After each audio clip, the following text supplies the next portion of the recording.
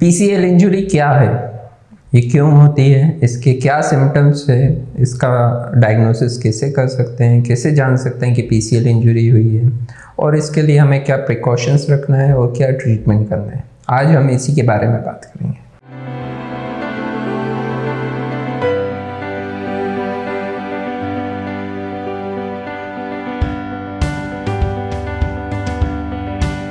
नमस्कार दोस्तों, मैं doctor Pritesh Chaudhary, joint reconstruction and sports medicine specialist, CHL hospital से। आज हम बात करेंगे पीसीएल इंजरी के लिए। पीसीएल मतलब posterior cruciate ligament of knee joint. Posterior मतलब जो घुटने के पीछे की साइड है, क्रूशिएट मतलब जो क्रॉस हो, और लिगामेंट जो मतलब दो हड्डियों को बीच में जोड़ रहा हो। मेनली पीसीएल जो लेग बोन होती है उसके नीचे वाले साइड से चालू होकर के थाई बोन के मीडियल साइड पर फेन शेप में जा कर के जुड़ता है। ये घुटने का हमारे सबसे स्ट्रॉन्ग लिगामेंट होता है, जो बाकी बचे हुए एसीएल, एमसीएल और एलसीएल से बहुत स्ट्रॉन्ग होता है। इवन एसीएल की तुलना में लगभग डबल थिकनेस का होता है ये लिगामेंट, और इसी के कारण ये जो बोन को है, हमारी जो लेग बोन को है, उसको पीछे जाने से रोकता है, उसके रोटेशनल फोर्सेस को रोकता है, मतलब घुटने को मुड़ने से भी रोक सकता है, और घुटने के अबडक्शन और अडक्शन मतलब साइडवाइज जाने को भी रोकने में प्रिवेंट करता है। अब जब भी पीसीएल इंजरी हमको होती है तो पीसीएल नॉर्मली इतना स्ट्रॉन्ग होता है कि छोटी मोटी इंजरी से नहीं टूटता है। जब भी पीसीएल इंजरी होती है तो हाई वेलोसिटी ट्रॉमा या स्पोर्ट्स पर्सन में जो कॉन्टैक्ट स्पोर्ट्स खेलते हैं, जैसे कबड्डी हुआ, फुटबॉल हुआ, हॉकी हुआ, इन चीज़ों में जब भी ज़्यादा ज़ोर से लेग पर फोर्स लगता है या खिलाड़ी ज़मीन पर घुटने के बल पर गिरता है तो पीसीएल इंजरी हो सकती है। इवन रोड ट्रैफिक एक्सीडेंट में, जैसे टू व्हीलर्स में या फोर व्हीलर्स में डैशबोर्ड इंजरी, जब हम ऐसे बैठे रहते हैं और आगे जाकर टकराते हैं, लेग पर जोर से ब्लो आउट होता है और पीछे पीसीएल इंजरी हो सकती है। पर ये कभी भी छोटी मोटी इंजरी में नहीं होता है। जब हाई वेलोसिटी या बहुत ज़्यादा फोर्स से इंजरी होती है तभी पीसीएल इंजरी होती है। अब हम बात करते हैं पीसीएल इंजरी के सिम्टम्स के बारे में। सिम्टम्स मेनली जैसे पीछे की साइड घुटने में पेन होने लग जाता है। हाँ, आगे भी पेन होता है पर पीछे पेन बहुत ज़्यादा होता है, आगे भी पेन हमको मिल सकता है। उसके अलावा घुटनों में स्टिफनेस आने लगती है, जकड़न आने लगती है, घुटने के मोमेंट जो लास्ट के मोमेंट होते हैं, टर्मिनल मोमेंट्स, वो रुकने लग जाते हैं और पेनफुल हो जाते हैं। इसके अलावा हम जब चलते हैं तो लिम्पिंग होता है, लचक के चलने लग जाते हैं, इवन सीढ़ियाँ चढ़ने वगैरह में भी हमको दिक्कत होने लग जाती है। इसके अलावा जो होता है फोर्थ जो सिम्टम होता है, जिसमें कि हमारे कटोरी के आसपास जो पटेला बोन होते हैं उसके आसपास दर्द होना चालू हो जाता है, क्योंकि जब भी लेग बोन जो टीबिया बोन पीछे की साइड जाती है तो ये कटोरी जाकर फीमर पर टकराती है और उसमें बैलेंस होता है, वो घिसाव चालू हो जाता है, जिसके कारण कि यहाँ पर पेन आना चालू हो जाता है। अब हम बात करते हैं पीसीएल इंजरी की ग्रेड्स की। मेनली पीसीएल इंजरी को 4 ग्रेडों में बांटा गया है। फर्स्ट ग्रेड जिसमें कि स्प्रेन होता है, माइक्रोफिलामेंट फ्रैक्चर्स होते हैं, जिसमें कोई ज़्यादा लैक्सिटी वगैरह नहीं आती है, बस जस्ट स्प्रेन टाइप होता है जो रेस्ट से और कंजर्वेटिव ट्रीटमेंट से सही हो जाता है। सेकंड ग्रेड होती है जिसमें कि पीसीएल का पार्शियल टीयर हो जाता है और लैक्सिटी आ जाती है। थर्ड ग्रेड में पीसीएल पूरी तरीके से टूट जाता है और अच्छी खासी लैक्सिटी आती है। और फोर्थ ग्रेड में पीसीएल के साथ साथ दूसरे भी लिगामेंट्स जैसे एसीएल, एमसीएल, एलसीएल या पोस्टीरियर लेटरल कॉर्नर इंजरी हो जाती है। तो इन ग्रेड्स के हिसाब से हम लोग पीसीएल का ट्रीटमेंट करते हैं। फर्स्ट ग्रेड में हम लोग कंजर्वेटिव जाते हैं, सेकंड ग्रेड से क्लिनिकली जितनी लेक्सिटी है उस हिसाब से हम लोग ऑपरेटिव ट्रीटमेंट पे जाते हैं। अब हम बात करते हैं पीसीएल इंजरी को डायग्नोस कैसे करें, मतलब उसके लिए टेस्ट क्या यूज़ करते हैं। क्लिनिकली टेस्ट में पीसीएल इंजरी में सबसे पहले शेप टेस्ट करते हैं, जिसमें घुटनों को 90 डिग्री के करीब मोड़ कर रखते हैं और साइड से जब हम लोग ऑब्जर्व करते हैं तो हमारी जो लेग बोन है, जो टीबिया है, वो पीछे की साइड जाती है। तो इसे पीसीएल इंजरी के कारण होता है, जब स्ट्रेंथ नहीं रहती है पीसीएल की तो हमारी बोन पीछे की साइड जाती है, तो सेक टेस्ट पॉजिटिव रहता है। इसके अलावा होता है पोस्टीरियर ड्रॉवर टेस्ट, जिसमें हम घुटने को 90 डिग्री मोड़ करके पीछे की साइड धक्का देते हैं और लेग सिटी होती है तो हमारा जो लेग बोन है वो और पीछे की साइड जाता है, इसे पोस्टीरियर ट्राउजर टेस्ट कहते हैं।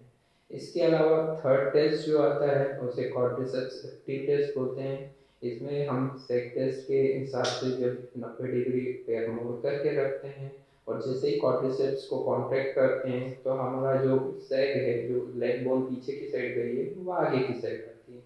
इसे क्वाड्रिसेप्स एक्टिव टेस्ट बोलते हैं। ये इंडिकेट करता है कि हमारा पीसीएल इंजर्ड। इसके अलावा हम रेडियोलॉजिकल भी डायग्नोस कर सकते हैं, जैसे एक्सरे के थ्रू। जब भी हम पोस्टीरियर राउट जैसे करते हैं उस टाइम का एक्सरे खींचते हैं पोस्टीरियरली फोर्स लगा करके, तो हमारा जो लेग बोन है वो नी से पीछे की साइड जाता है और इस हिसाब से पीसीएल इंजरी हम डायग्नोस कर पाते हैं। एक्सरे के बिहाफ पर भी हम लोग पीसीएल इंजरी को 4 भागों में बांटते हैं।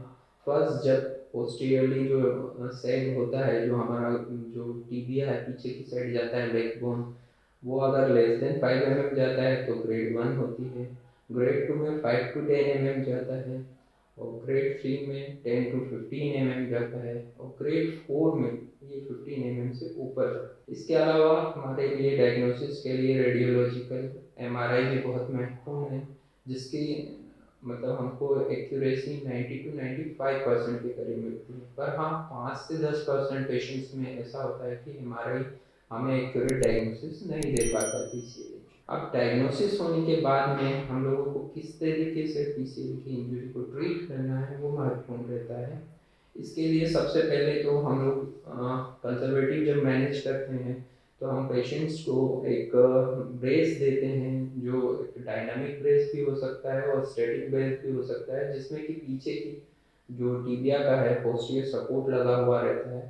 जो हम लोग जब भी कंजर्वेटिव ट्रीट करते हैं, मतलब जब भी ऑपरेशन नहीं करते हैं, दवाइयों के थ्रू हम लोग ट्रीट करते हैं, तो वो हमारे पीसीएल रीडिंग के लिए सहायता करता है। इसके अलावा डायनामिक जो ब्रेस होता है उसमें हम लोग मूवमेंट करा पाते हैं, पर वो भी पोस्टीरियरली सपोर्ट करता है टीबिया को। जब अब हम ऑपरेटिव ट्रीटमेंट पर आते हैं, जब हमको पार्शियल टीयर थोड़ा ज़्यादा लैक्सिटी दे या थर्ड या फोर्थ ग्रेड के टीयर हों, तब हम लोगों को पीसीएल रिकंस्ट्रक्शन करना रहता है। पीसीएल रिकंस्ट्रक्शन हम हमारे इंस्टीट्यूट में पूरी तरीके से ऑर्थोस्कोपिकली करते हैं। उसके लिए हम लोग बहुत अलग अलग लिगामेंट्स यूज़ कर सकते हैं, जो ग्राफ्ट हैं वो यूज़ कर सकते हैं, जैसे hamstring graft, peroneus longus graft, quadriceps graft. मैं mainly peroneus longus graft use करता हूँ, जिसका टेंसाइल स्ट्रेंथ बहुत अच्छा होता है। तो जब भी हम ऑर्थोस्कोपिकली लिगामेंट का रिकंस्ट्रक्शन करते हैं तो हम ध्यान देते हैं कि अगर कोई रेमिनेंट लिगामेंट जो पीछे पुराना वाला लिगामेंट जो ओरिजिनल लिगामेंट है वो थोड़ा बहुत भी बचा है, तो हम लोग उसको उसी तरीके से रख करके दूसरा लिगामेंट बनाते हैं, ताकि प्रोप्रियोसेप्शन और स्ट्रेंथ हम लोगों की वही की वही बनी हुई रहे और हीलिंग अच्छी हो जाए।